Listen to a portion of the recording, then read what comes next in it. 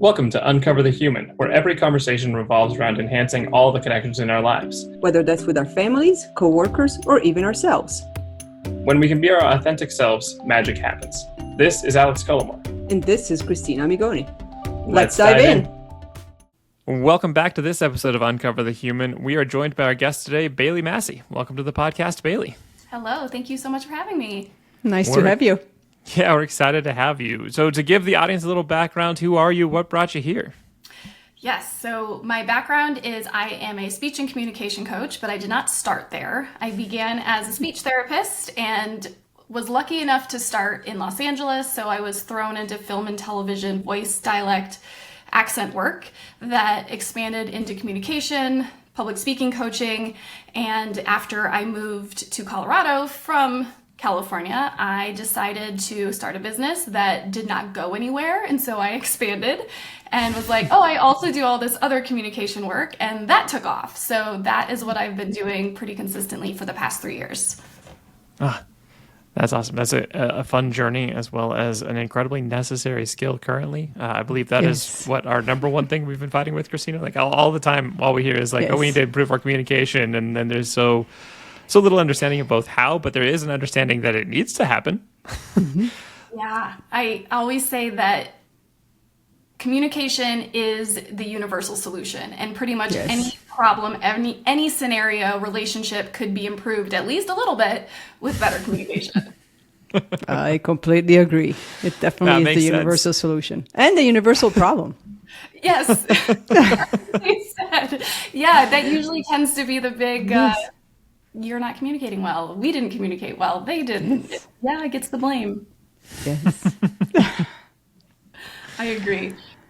In terms of, also I'll mention quickly the need for communication. I have also found most recently that the need for the less familiar listening component of communication has also been ignored. We have found the same, which is why we really focus on listening as a core skill to practice and learn and actually get into. It pretty much as foundation to everything else. It's like we need to collaborate. Okay, let's learn to listen. We need to lead. Okay, let's learn to listen. We need to live with other humans. Let's learn to listen. Yes. Yeah. We in our leadership program, that is a full day on listening. Because, and one of the things we always think about in communication, it seems to be a forgotten and easy to forget, especially in the corporate world, is that communication is both the giving and receiving of information. It is only done when somebody receives the information that is intended, not just when you've sent an email that you believe has given all the information. Yeah, and that reminds me of the communication chain I always think about, in the sense that there is the context, there's the relationship, but you are just the sender with your ideas and your understanding. And there's all these other places that it can completely blow up before you even get a response and have to go back and forth, and a lot of room for error. Indeed. Yes. So as a communication coach, what's your definition of communication? Oh, I don't know if I've ever defined it. I think that's a great question. I should define that. I should have started there. I would say, if I was going to define it, I would say it would be listening to understand and then responding without a filter. Oh, right. I think I like that definition. I just made I love the fact that it does not include sending information out, sending an email, doing a speech, talking really that much. Because there's so many ways. I mean, there's even the nonverbal communication that so many people don't even realize that they're doing or forget to read on others, that then also can create miscommunication and problems as well. Yes. Yeah, once you get better at listening to those nonverbal things, communication becomes a little bit easier, because you're like, yeah, I know they said this, but they really weren't acting like they meant that, or they really seemed like they wanted something else. It's a lot easier to suddenly be less surprised and ask for clarification. Mm-hmm. Yeah, I have my nerdy side always comes out when I share that my favorite, my favorite statistic is that only 7% of the meaning in your message comes from the words. 38 is your tone, 55 is your body language. And I love to throw that at people, because it tends, if they're not familiar with that, they're like, oh, I don't have a lot of control over my words. And so I'm always like, yeah, so talk less. Yes, talk less, listen more. Help. exactly. Watch your face. Know what your face is doing because it's communicating. Your face is loud. Yeah, your face is loud. Yes. I think I have a magnet that we found a while back at Five Below, the kind of like the $5 store, that says something like, I need to teach my face to speak in inner voice. Use its indoor voice? Yeah. Yes, to use its indoor voice. And when we saw it, my son, back then it was like he was 9 years old. He was like, "Oh, mommy, we need to get that for you." And I'm like, "Do we now?" And then her face said a lot. She said, yes. "Oh." Okay. And then there were expressions. Yeah, so it's the only magnet on our fridge right now. Oh, that's funny. It's the most important message. Yes. Oh, that's funny. I feel like with the increase in Zoom and remote meetings since COVID and all of that I see some people who are overly like in every meeting yes. like compensate, be like, look how like happy and engaged I am right now. But then there's also the people that completely forget that their face is on a camera in front of them. Yes. Oh man. Isn't always great. Yes. We were recently on a town hall meeting with the whole company, and there's the Zoom has a little gallery of like the 5 set speakers or whatever, and then you could tell the ones who weren't yet speaking and were just like off and distracted and looking at something else or very angry about this. It's like you have forgotten that everybody can see you, haven't you? Yeah, absolutely. Well, and I feel like there's also the disconnect. Not only have they forgotten that everybody sees them, but they're also like, oh, well, I can do my emails. Oh, well, I'm just yes. going to click to do all these things or like online shop and stare at stuff. Yes.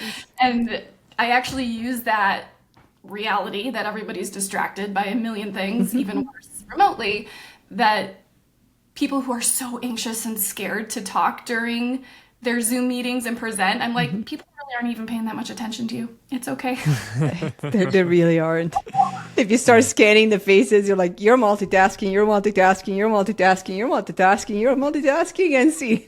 So it's almost like eeny, meeny, miny, more. Whose name can I say now? And it's going to be like, what? That was me? Okay. Yeah, just like expect them to be distracted. Yes. Yeah.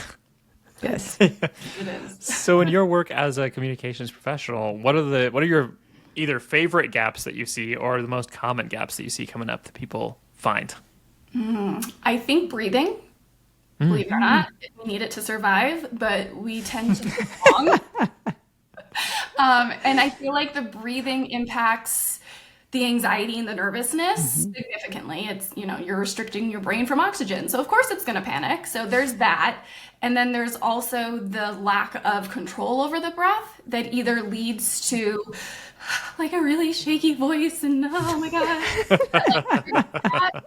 Or I need to say everything I possibly can all in one breath and then hurry, and then he understands. So that Alex doesn't know anything about that. Yes, I have been told maybe once or twice in my life that I speak too fast. Well, pro tip, you can speak as quickly as you like, but if you take more breaths and pause in between and create chunks, people can still understand it. So you can be like, haha, I will continue. There you We have a solution. Really loud breaths so people just know I'm still going. You just keep going. And there's more to say. With a big like jump in the pool breath. Oh man. Yeah, breathing is surprisingly hard for people. Yeah, it's one of those things. This is what we based our entire company off of, like, hey, let's be more human. And you would think it would be the most simple thing in the world, and it's like breathing. I mean, that is something that is truly crucial to the act of continuing to exist. But yet, we don't do it perfectly, and we don't always do it well, and we have so little conscious awareness of how it's affecting everything that we do, are, and be. Yeah, it's pretty interesting. People are always like, why am I not sure how to breathe right now? I'm like, okay, well, first of all, you're overthinking it. But also, you're probably like trying to force it. Like, let it happen. Just create space. And that tends to be the thing that I think scares people the most is silence and space. And they feel like their pause that they take between an idea is like 4 minutes long. Yeah. Well, it's maybe 4 seconds. Yeah, your brain gets into that If panic that. state, and then it starts to fill in all kinds of words, and you're like, oh my God, how long has this pause been going on? Right? It reminds me of like stage work when you ask people just to like stand still for a second, but they know that their hands can be seen, and you just have this weird compulsion to be like, "What do I do with the hands? Is it weird if they're just sitting here? Is it weird if they float all weird?" And you're like, "That's so much weirder. You have to I'm put not them even down." controlling them right now. Oh, that's funny. Yeah. Floating hands. That's interesting. Yeah.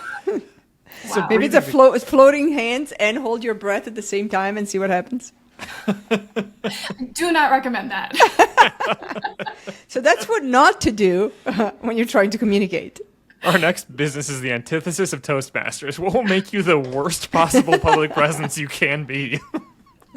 I think we already are. We are focusing on listening, not speaking. So there you go. That's so funny. Yes.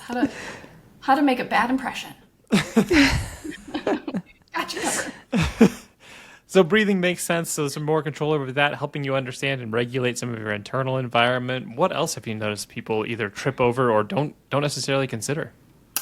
I would say the next part would be structuring and having a framework to their message. I think that similar to just rushing and trying to get every single concept and idea out at once, that instead of that you could present a little bit at a time, whether it's in a meeting, a conversation, a presentation, reading the room, figuring out where your audience is, what they get. And like right now, you're both nodding your head, so I can tell you understand what I'm saying. If you were both like, what? I would know I'd need to detour and maybe think differently. So taking your time, small little bits that you can structure and shift and be more flexible with. I didn't realize this podcast was just going to call out all my behaviors. That's great. Yes, which actually makes me think the nodding, that's my biggest complaint with, not that you, I'm happy that you were nodding. It gave me feedback. We're going to stop nodding right now. We're just going to hold dead still for I'm the rest of I'm this. holding my neck. It's like, don't move. So not And maybe breathe while you're not moving. but that is like the stereotypical number one thing. If you Google how to be an active listener, it's like nod your head. And I feel like so many people are like, but internally they're just like, and then I'm going to say this and do this and do this. And so it's like, you need it, but you need to do it authentically. Yes. That is the huge piece that I feel like sometimes we have to like reiterate a few times. People are like, so we're supposed to like listen to people like, what if we don't care about what they're saying? I'm like, well, it's going to come across. People are going to notice. It's going to show. Yeah. I mean, there's always something you can be curious about and learn about. So go that way. Yeah. So ask yourself, why do I not care about what they're saying? Is it a bad time and I have something else in my mind? Is it that I really don't want to listen to this one person? Is it the topic? What is it? On you, if that's the case, and not them. Yeah. Very good. But we all take it personally when we find that person drifting off across the table. We're like, oh, it's me. It's what I'm doing. Yes. Yeah. It feels loud. It feels like, okay, great. So it definitely probably hits the the ego. Yes. Yeah. It's like the person with the face that doesn't move, or like with a very kind of like almost like pissed off look in a presentation, and then like everything just becomes about them because you can't unfocus from that facial expression. And you're like, okay, now I have to impress them. Let's see, like, I need to see a muscle move in that face. And you can forget about the rest of the room.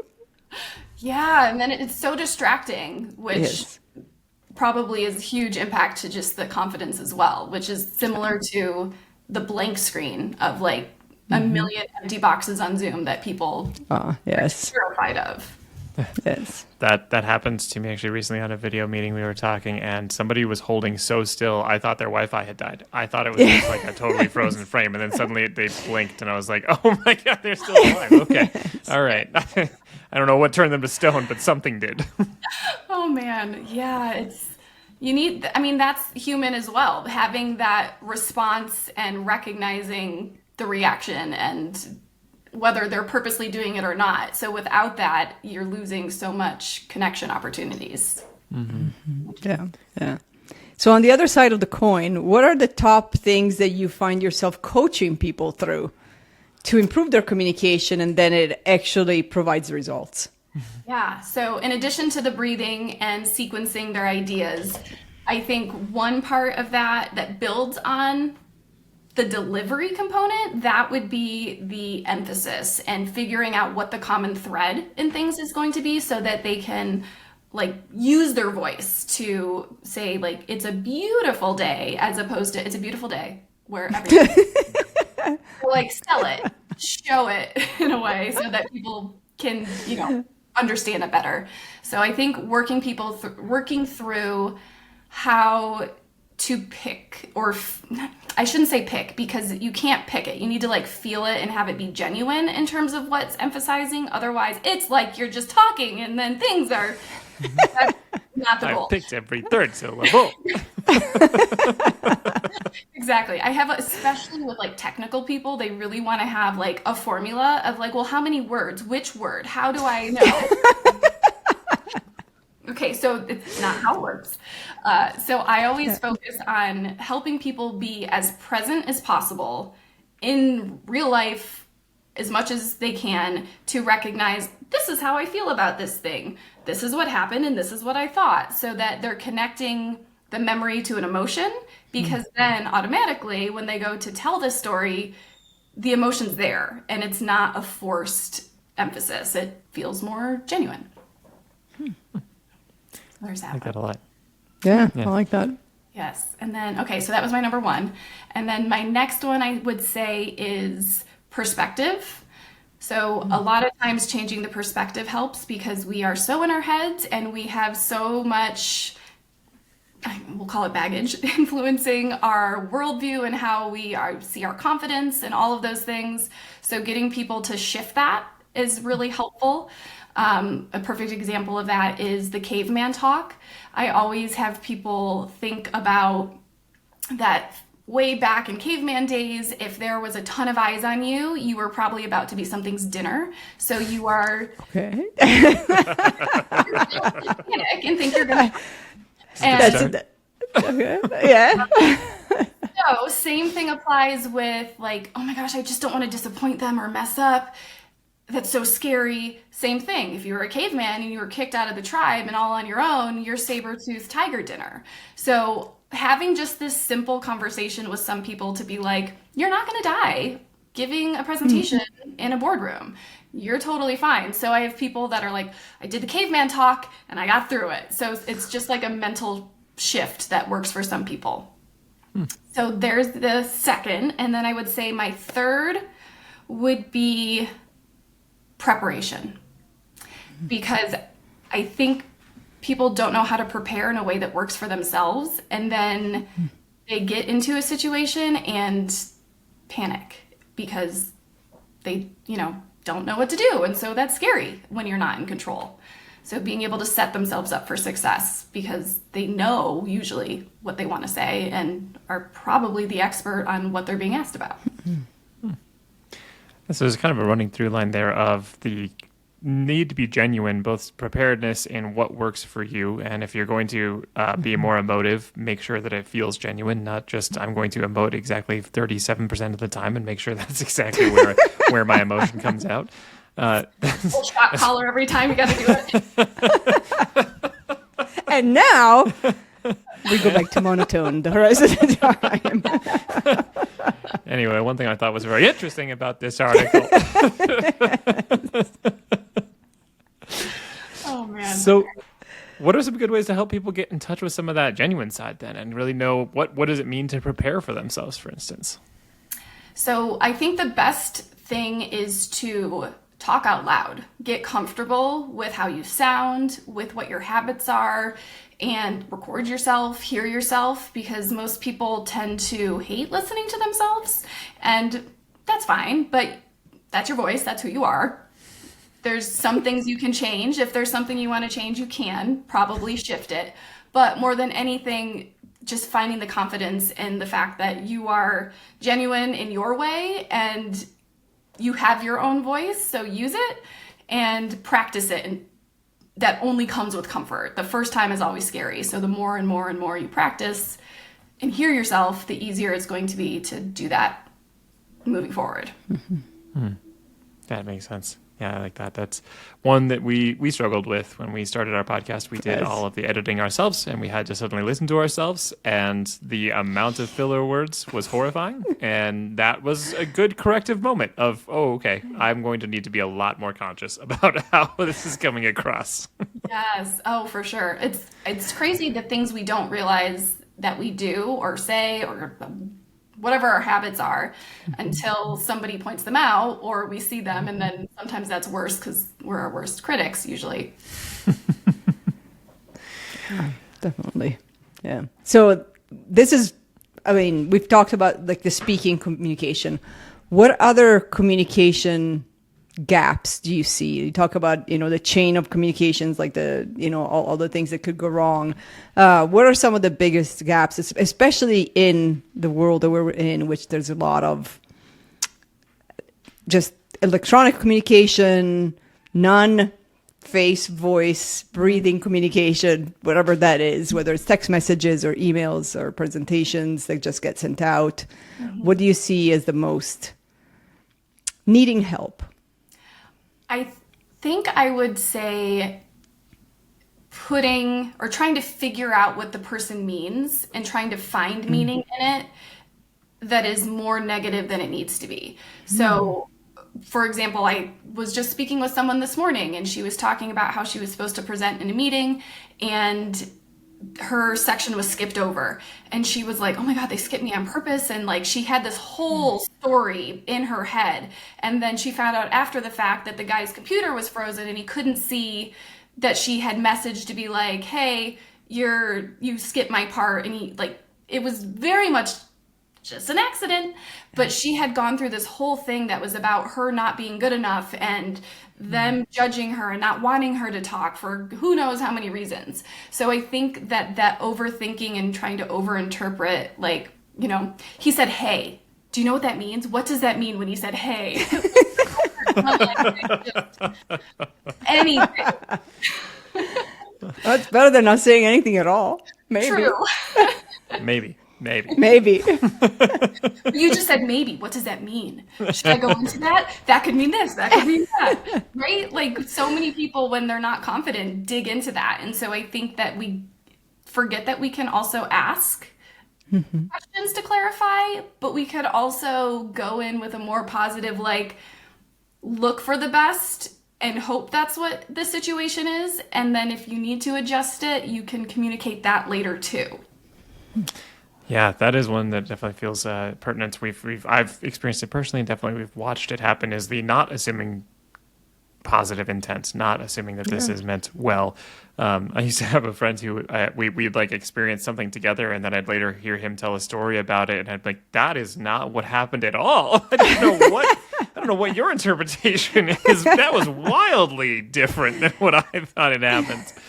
But there's also that idea of permanency, I think, where I've said something and I have no chance to correct it, and so I better say it right the first time, or they've said something, I don't want to clarify it. I should probably know the details. If I don't know the details, I'll go try and find the context on my own. And then that leads to all kinds of things. You spread that out over a larger organization, and now you've got all the different interpretations moving at the same time with no clarity, and that can really spin out of control quickly. Yeah. Or at least spin into a lot of different interpretations. Yeah, and everybody's scared to make the mistake, to not have all the answers, to try to force something when you're not expected to know everything. That's impossible. And if you don't have all the information of what you should know, have a plan to figure it out and communicate that plan. Yeah. Yeah, it's fascinating. The assumptions that we make, the negative assumptions that we make. And so like learning to recognize those, even like, like if you notice that somebody becomes very curt when they're when they're nervous about communicating something, and the kind of the assumption of that I've had in the past is just like, oh my God, they're pissed off. But I don't know why they're pissed off, because it doesn't make any sense. They weren't 5 minutes ago or yesterday or an hour ago. So what did I do?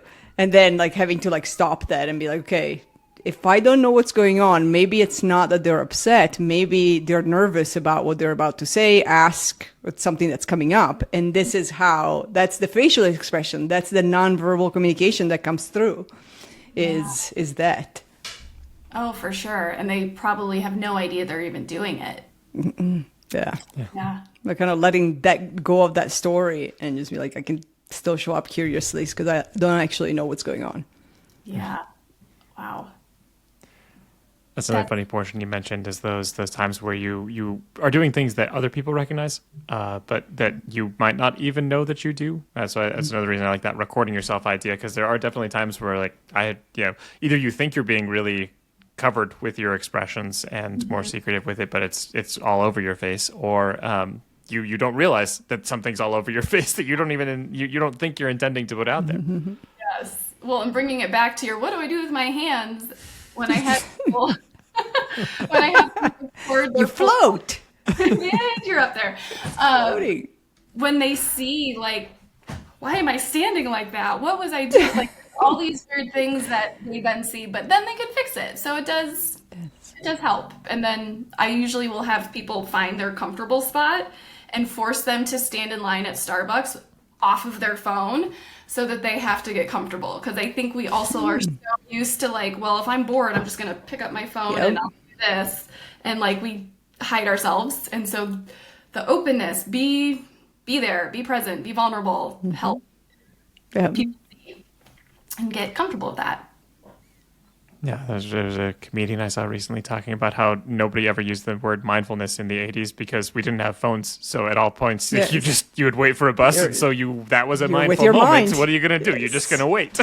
You're there with your thoughts. And now we just pull out our phones and look at and check at our emails and do this, whatever else, and it's an immediate reaction, and we are losing all of that chance just to be and to get comfortable with being and not having to have something motivating or stimulating us at all times. Yes, we were just on vacation and staying in a hotel, and my son got to watch like old school TV that had commercials, and every time a commercial would happen, he'd be like, "Can we skip this?" And I was like, "No, you cannot. You can't." It's horrible. Welcome to it. Yes. And we only have 2 channels, and they're in black and white, and one of them is going to go off at some point and be all fuzzy. To change it. And then we're going to have to move the antenna and stay still like this in just a completely uncomfortable position as soon as we find the right spot for the antenna. And if you miss something, wait the 2 weeks to 7 months before that comes back on TV. Exactly. You're not going to know when it is. You just let it go. Just let it go.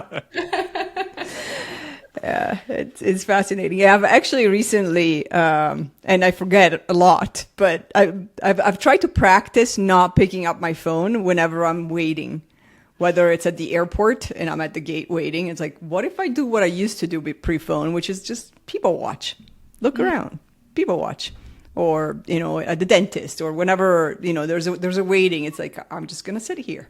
Mm-hmm. That's smart. Of course. Nowadays, all these people watching is just watching people on their phones. So yes. That is true. And then somehow inviting people to talk to you that you don't necessarily want to talk to because you're actually looking up. Right? They're like, human connection? What is this? Exactly. That's where you're like, no, I actually don't want to communicate. I'm just in a mindful moment. I'm being mindful. Leave me alone. Exactly. This is not an invitation to talk to me. I'm connecting to the moment, not to you. Come on. Yes.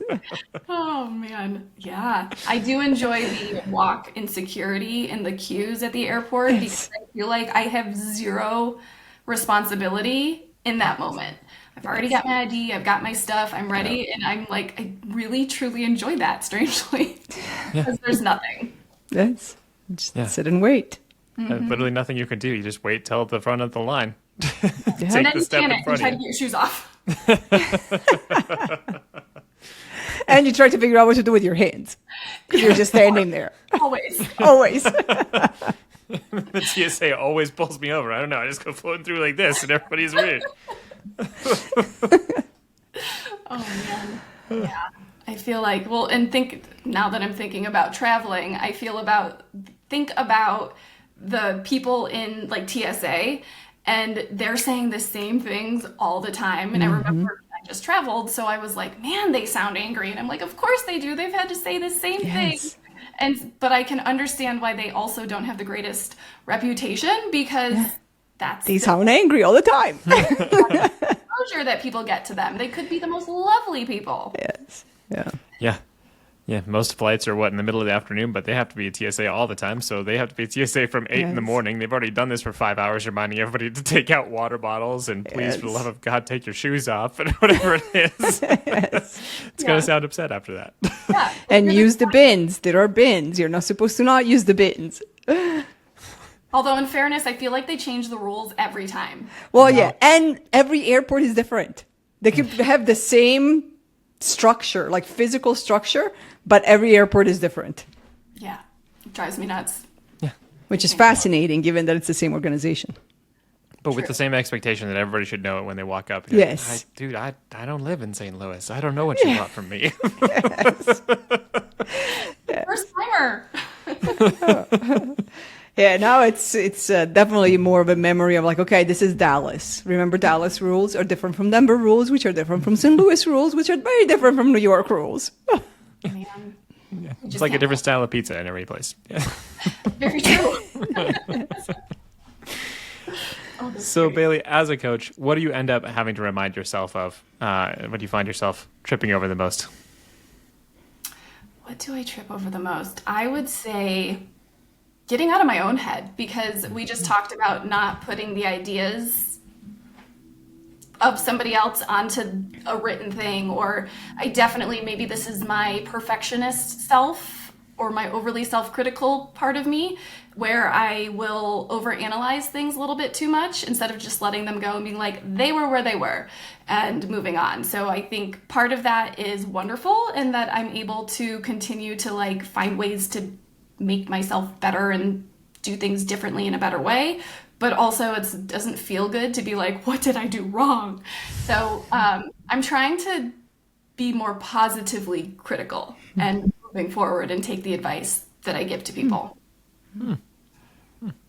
Those are good intentions. Yeah, that makes sense. I once heard it feed forward instead of feedback, just to try and redirect like the idea of like this isn't about like, retrospective. It's about what am I going to do moving on. Well, how is this going to help me? Not and it's not that I didn't make a mistake or whatever. It's just, what does that mean? Because I could either dedicate my entire life to time travel and see if I could undo that, or I could live in the linear time that we are almost certainly going to live in. It's not linear, but that's what we believe it is. Yeah, whatever. Our experience of linear time. Yes. Absolutely. Oh, well, I'm gonna borrow that from you and use that. That's gonna be super helpful. I borrowed that from somebody else. So, and whoever, shout out to whoever came up with that one.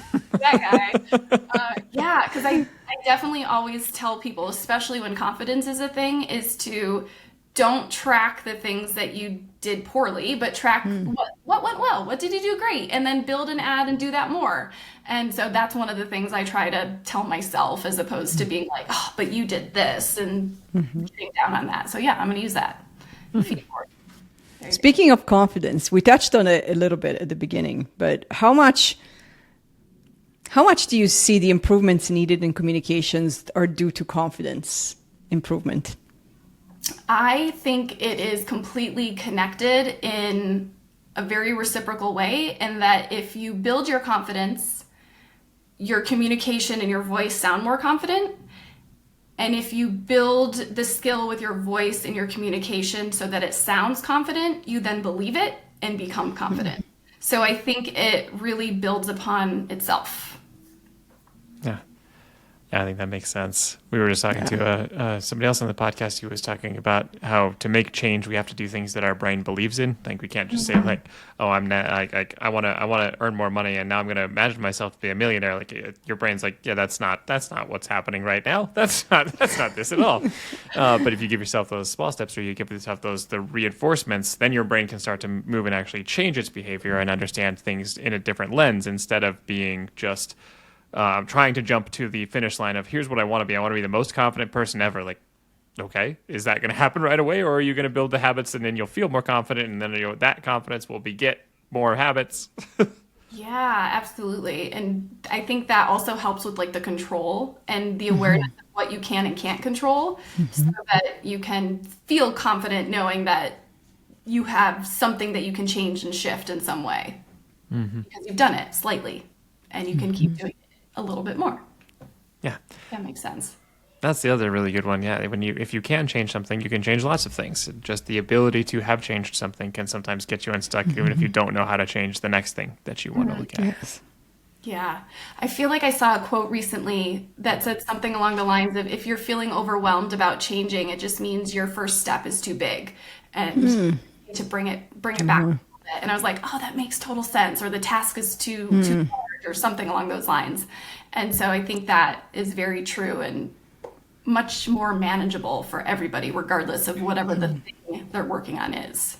Yeah. We may have to steal that one because that makes a lot of sense with the paralysis of change that we are surrounded by. And then we, work with our clients, especially on, it's like, how do we get to living on Mars? And I'm like, how about something a little bit smaller? Yes. Far ahead. Let's open the door and leave our house first. Have goals. Exactly. Yeah, really breaking it down. And I think that's also something that I've noticed from people who are at a higher level and don't see the nitty-gritty little everyday tasks that are required to make a business run, is that high-level thinking is wonderful, except if it's not considering all the little things that happen below it, then there's tons of miscommunication and jumped steps that then collapse everything. That's definitely one we see in the corporate world a lot is that, hey, this is our vision, let's get to this goal. And then everybody's like, okay, but here's where we are today. And you're talking about being on top of the mountain. Like, how are we supposed to just leap up to that? We're not Superman. It's not going to happen. Yeah. I feel like I use the bake a cake analogy often with people where it's like, just because you mix it all together and put it in the oven for 1 minute doesn't mean you're going to have the cake. Like, you need to give it the time. And then you might need to frost it. There's other steps. You have to take the time. And you have to mix it with the right order of ingredients and the right ingredients. Yeah. Otherwise, you can put it in the oven and take it out after a minute. It's not a cake. Yeah. Step 1, bake the perfect cake. Done. Yes, done. Oh, man. So you mentioned also listening to understand. So getting on the receiving end of communication, what do you end up helping people with most to help digest what's coming towards them? So walking through a lot of removing expectations, because that tends to get in the way and change what they're trying to understand instead of just listening to understand. And then from there, working on being comfortable, being vulnerable, and not knowing things or not understanding and digging a little bit deeper. So asking those questions. And then I think the best strategy I've seen for people is the validation component, where it doesn't require you to agree with somebody, but if you can validate them, positive or negative, whatever it is, you're at least present with what they're saying, what their issue is, and then you can build and adjust as necessary from there. That makes sense. That makes a lot of sense. Yeah. Yeah. Our listening framework is LAVA, where you listen, deeply listen, and then acknowledge, validate, ask an open-ended question. How do you get yourself into the habit of being able to reflect, understand, digest, not endorse, just understand, digest, be able to repeat what people have said, validate what they say, and then come back and get even more curious. Yeah, build from there and really truly want to understand. And if, again, back to what Cristina, you said earlier, if you don't care, that's probably, why don't you care? Why don't you care? Because you probably should. Yes. Or just address that. When it's somebody that says I have this friend that keeps coming to me and wanting me to listen and I really don't care what she has to say. And I'm like, well, maybe you're not friends. So do you want to address that? Because that seems to be the block, not the fact that she wants to talk to you all the time and you don't care to listen. Yeah. Oh, yeah. Don't want those friends. No. Oh my gosh. I feel like I also, a challenge that I give people who don't like going to the company dinners or having to go to network events, when they just hate those because they feel really fake. And so I'm always like, okay, it's not, you don't have to be fake, but you do need to be strategic. And so I give them a challenge of, okay, you need to learn 5 things about different people while you are there. It doesn't matter what it is. It could be they're going on vacation, they just adopted a dog, they love a certain show, their team won something. Doesn't matter. If you can just challenge yourself to have that knowledge, it's going to force you to lead with curiosity. And that has been helpful for them, especially in a corporate setting, because then all of a sudden they have this background knowledge and they can be like, oh, hey, Susan, your son graduated. How was that? And then that person is like, oh my God. And it like feels so good and familiar and it helps. So that I think is a really great strategy to challenge yourself to just learn 5 things and let them stick. And then there's no ulterior motive other than learning them. And maybe it expands and maybe it doesn't. And that's okay. I like that. That's a great way. Yeah, I like that a lot. Yeah. And a plug for Apple, if they could track that on the iWatch, on the Apple Watch, just like you track, like exercise and standing hours, and just get a little, that little ding where you're like, you've reached 5, move on to the next person. You've reached 5, move on to the next person. Or it is noon, you haven't asked anybody a question yet. Exactly. Go ask a question. Just like go stand up. Instead of the stand-up reminder is the ask a question reminder. Yes. Oh, I think there's $1 million idea in that. I am telling you. I mean, AI could probably register that at this point, so it'll just count it for you. It'll just listen to your speech patterns. What can't AI do? Actually, that makes me think about the idea of how with AI being able to do pretty much anything these days, that the skill that is necessary to stand out and to move forward and connect is the interpersonal side. Yes. And that is, I'm seeing a lot of people, especially in the tech field right now, really wanting to work on their interpersonal skills because they're recognizing that just what they know, the data, all of that, do that now. And so they're really trying to have a presence. I actually just had a conversation with a developer, and he's been working for a long time in the field, and he's using AI to do some things in code. He was like, what I realized is I'm asking AI all the questions that I probably should have just been asking the developers this whole time. Hey, communication. Yes. Back to communication, the universal solution. Yes. Oh. And problem. Yeah. And I think recently I've also had to help some people with either resumes or emails that they're putting together. And I'll look at them and I'll be like, you did this on ChatGPT, didn't you? And they're like, how did you know? And I'm like, oh man, it's really obvious. It doesn't sound human. Yes. So it's like, use it for ideas. Yes. Add your, be genuine again with it and put yourself into that. Yeah. Yeah, they did some study where they had people generate essays just based on knowledge or based on ChatGPT, and by the end of the study, they were just copying and pasting from ChatGPT. They had English teachers read the essays from that, and they're like, "It's grammatically perfect, but it is entirely soulless. There is no feeling," and that's how you could immediately tell every time something's AI generated. You're like, "Okay, yep." First, that's just way too perfect a sentence structure, and it has no tone to it at all. It feels like it's just a regurgitation of words.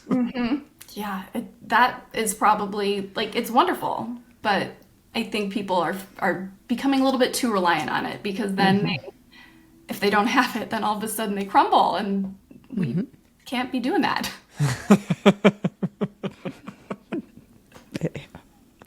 That's when all the eyes are on you, and maybe you should think your tonight's dinner. Right. The preparation comes in. It all circles back. And you stop breathing, and your hands are floating. The saber-toothed AI gets you. Yeah. Yes. Oh my gosh. Great.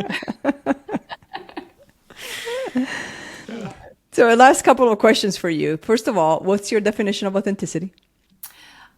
My definition would be being vulnerable to yourself and to who you're talking to.